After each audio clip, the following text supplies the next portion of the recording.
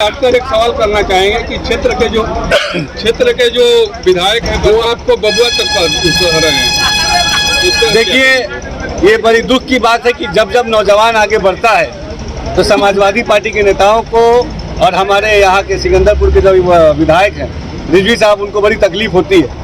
आज हमारे भारत जो है पूरे विश्व का सबसे युवा देश है और हमारे युवाओं के हाथ में वो क्षमता है कि अपने समाज का नेतृत्व करते हुए समाज को उत्थान और तरक्की पे ले जाएं। एक साधारण परिवार से अगर एक नौजवान आगे बढ़ रहा है तो इस बात से समाजवादी पार्टी के नेताओं को चिंतित होने की ज़रूरत नहीं है।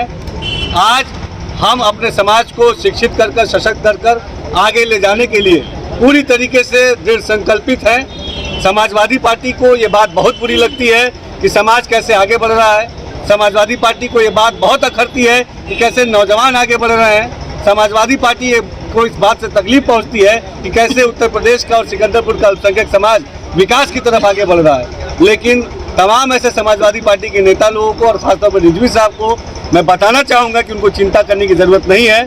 आज नौजवान शिक्षित है, सशक्त है और सक्षम है और उत्तर प्रदेश में योगी आदित्यनाथ जी ने आपके ही जिले के इस बेटे दानिश आज़ाद अंसारी को समाज की सेवा करने के लिए, अल्पसंख्यक समाज के उत्थान के लिए और नौजवानों को सशक्त करने के लिए जो मौका दिया है, मैं पूरी ईमानदारी से उस समाज की सेवा करूंगा। सर, उनका कहना है कि पार्टी में जो है दानिश आजाद जो है वो 100 पीस की तरह है और वो एक कांस्टेबल का भी तबादला नहीं करा सकते हैं। इसमें क्या कहेंगे? इससे उनकी सोच जाहिर होती है कि समाजवादी पार्टी के नेता केवल थानों की दलाली पे ही डिपेंड करते हैं। अगर उनको समाज की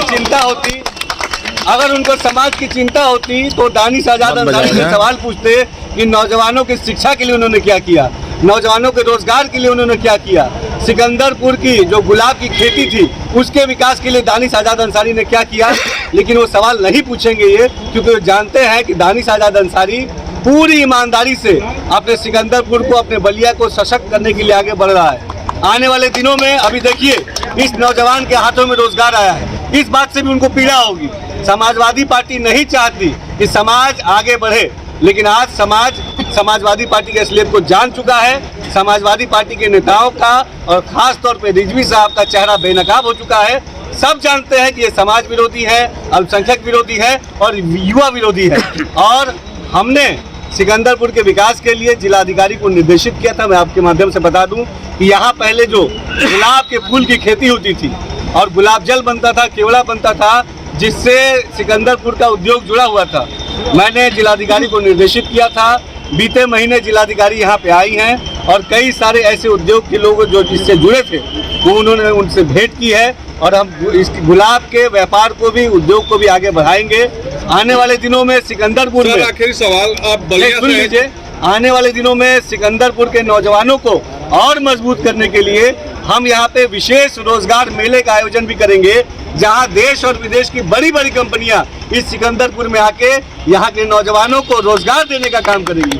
पहली बार ऐसा होगा जब कोई सरकार पूरी संजीदगी से विधानसभा स्तर पे विधानसभा को तरक्की की तरफ आगे ले जाने के लिए काम कर रही है। हमारी योगी सरकार सक्षम है और आखिरी सवाल की, चूंकि आप बलिया से हैं, बलिया में पूर्व में खेल विद्यालय का स्थापना किया गया तो इसकी अभी तक वो चालू नहीं हो पाया, जिससे युवा जो है वो अपेक्षित महसूस कर रहे हैं। तो इसके लिए आप कब आवाज उठाएंगे? हम लगातार शासन स्तर पे जो भी बेहतर हो सकता है उस दिशा में काम कर रहे हैं। बलिया की जो ज़रूरतें हैं, बलिया के युवाओं की जो आवाज़ है, बलिया के आम जनमानस की जो ज़रूरतें हैं, हम उन तमाम ज़रूरतों को पूरी संजीदगी से समझते हुए उसको पूरा करेंगे।